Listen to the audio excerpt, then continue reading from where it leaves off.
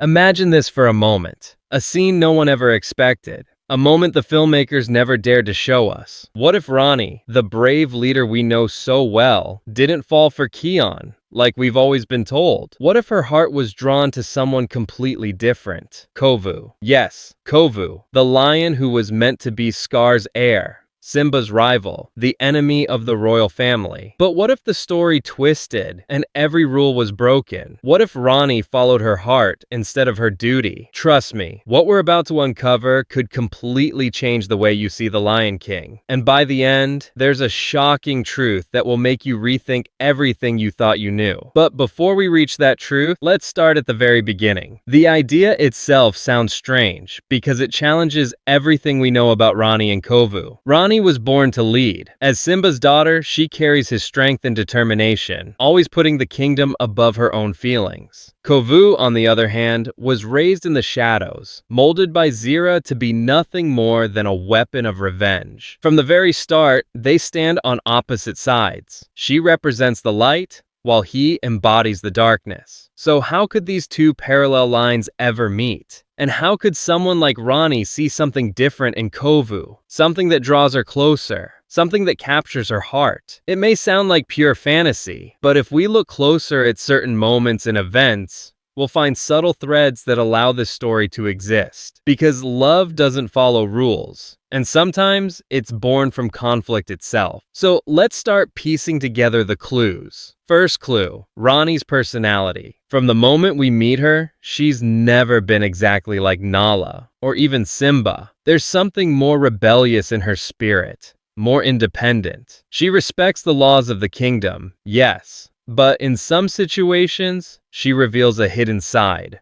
A side longing for freedom beyond heavy responsibilities. Could that hidden side be the key? If she ever crossed paths with someone like Kovu, someone who lived rebellion in its purest form, maybe she'd see in him a reflection of what she secretly carries inside. The real question is, would Rani choose her heart over her duty? Second clue, Kovu's struggle with Simba and Nala. We know Kovu lived in constant conflict, torn between loyalty to Zira and his own wish for a normal life. We saw how he tried to prove himself to Simba, how desperately he needed someone to understand his inner war. Kion wasn't the right person for that. He never faced what Kovu went through. But Rani, maybe she was the only one capable of seeing his pain and truly empathizing with it. Could that shared understanding be what brought them closer? Third clue, the bond between generations. Mufasa and Scar's story was filled with rivalry, as if destiny itself was cursed to repeat the cycle. Kovu was Scar's continuation,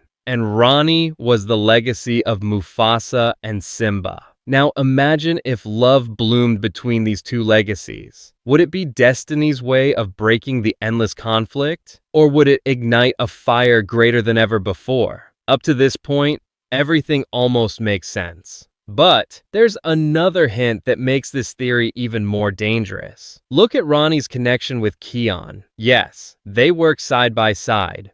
They were a team, but haven't you noticed? At times, their bond felt more like partnership than true romance. Sure, there were moments of closeness, but did you ever feel that spark? That fire that sweeps you away? Not really. It almost feels like the story deliberately left that space open, waiting for a different interpretation. And the question is, what if that space was never meant for Kion at all, but for Kovu? Now that we've unlocked the clues and followed the threads, it's time to ask the big question. If this love really happened, what would it mean for the future of the kingdom? How would the story unfold? And would the throne itself fall into new hands? Now let's step right into the heart of the theory. What if it really happened? What if Rani's feelings didn't turn toward Kion, but instead, little by little, she found herself drawn to Kovu? The story begins with a small, almost unnoticeable moment. Rani, patrolling near the borders of the kingdom, spots Kovu by chance. He doesn't see her. He's too lost in himself, training alone, his claws striking the ground as if he's trying to release every ounce of pain he's carried since childhood. And that's when the first crack appears. Rani, who has only ever seen lions as kings, leaders, or the weak, now sees something different. Not a hero like Mufasa, not a ruler like Simba, Not even a young leader like Kion, but someone broken, scarred, yet still refusing to give up. That's where curiosity begins.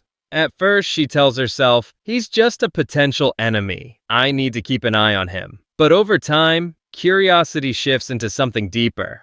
Kovu, on his side, notices her watching. He tries to ignore it, but inside he's unsettled. How could Simba's daughter, the one meant to be his enemy, be the first to truly see him? In this alternate timeline, their encounters continue.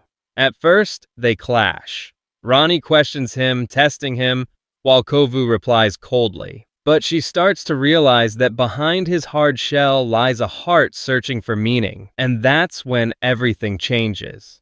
The closer she gets, the more she sees that the world isn't as simple as good and evil anymore. Things grow even more dangerous when Kion notices something's wrong. During guard meetings, he sees Rani drifting away, her mind elsewhere. When he asks, she brushes him off with a distant smile. It's nothing, just thinking. But Kion knows her too well. He can sense it. Something inside her is shifting. And that one question opens the door to suspicion. Could Rani, his loyal partner, be hiding something far greater than he ever imagined? As time passes, Rani and Kovu draw closer, not through grand gestures or clear words, but through silence, lingering glances, unfinished sentences, moments that hang heavy in the air. It's as if fate itself is writing a new story for them, one that no one else is meant to see. But here's the real conflict. Rani is torn. She's Simba's daughter, bound to his expectations, his warnings echoing in her mind. He's Scar's heir. He can never be trusted, and yet every moment with Kovu makes her wonder, what if my father is wrong? For Kovu, the weight is even heavier. He's lived his whole life trapped by an identity he never chose. And now, right in front of him, is the chance for love. Love with the daughter of his greatest enemy. He knows that any step toward her could mean his end, but he can't stop his heart from wanting her. The tension explodes when their connection slips into the open. Imagine this. A council meeting in the savannah. Simba stands tall, giving commands to the guard, Kion at his side. And in the distance, Rani sees Kovu passing by. Their eyes meet, just for a heartbeat. And in that fleeting second, Kion sees it. The spark in her eyes. No words needed. The truth is clear. And from that moment, doubt turns to fire. Kion, once a symbol of loyalty and courage, now faces a betrayal he never expected. Not from an enemy, but from the heart closest to him. And that betrayal sets off a conflict like no other. Love against loyalty, heart against throne. So what happens if Rani surrenders to her feelings? She would have to face everyone. Simba would never accept it. Nala, wise and calm, would feel nothing but disappointment. And Kion, her partner, her ally, might turn into her rival. But the bigger question is this. Would Kovu be strong enough to endure the storm for her? At this point, the story is no longer a quiet romance. It's a ticking time bomb that could shatter the kingdom. If the hyenas or other enemies discovered that Simba's daughter was falling for Scar's heir, wouldn't they use it to spark a new war? Wouldn't this love become a seed of chaos instead of a bridge to peace? And so, Rani faces her greatest test. Will she risk her throne for her heart? Or will she step back, leaving Kovu to vanish once again into the shadows? These questions lead us straight into the next stage of the story, where the conflict begins to rise, and nothing will ever be the same again. And this is where everything begins to explode. Simba learns his daughter's secret, not through a direct confession, but from Kion.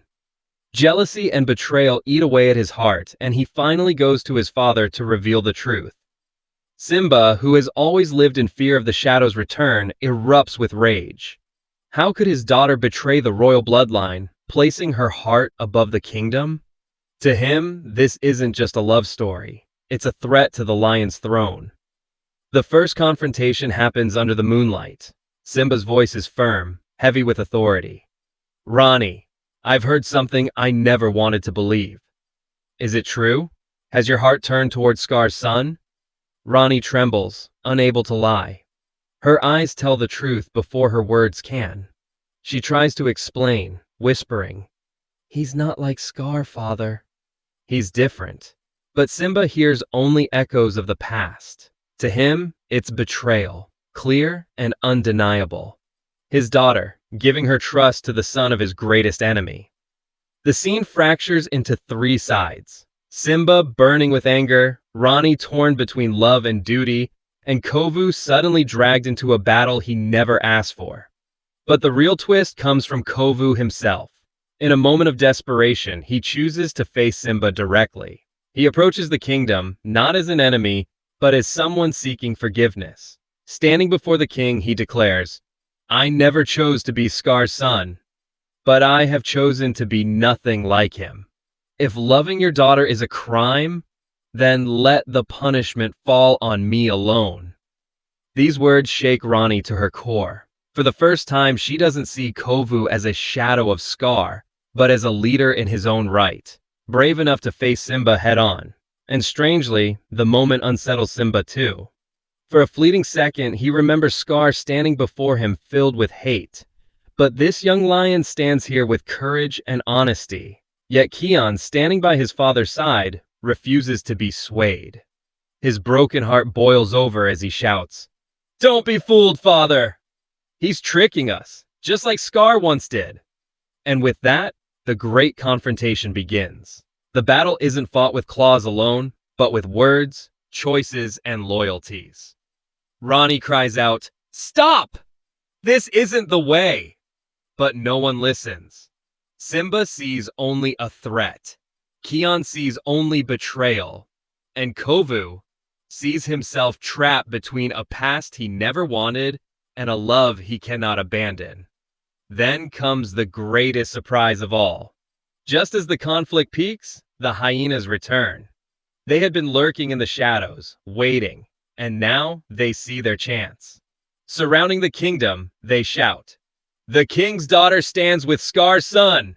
The kingdom is divided. Now is our time."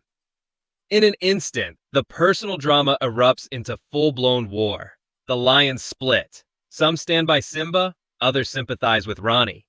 The hyenas exploit the division, launching their attack. And here, Rani faces the hardest decision of her life. If she stands with Kovu, she defies her family. If she stands with her father and brother, she loses her heart. But the final twist lies in her courage. Instead of choosing one side, she chooses the kingdom itself. She steps forward and roars, "Enough! If you want to fight me, then fight me. But know this, by doing so, you won't just lose a king's daughter. You'll lose the kingdom itself."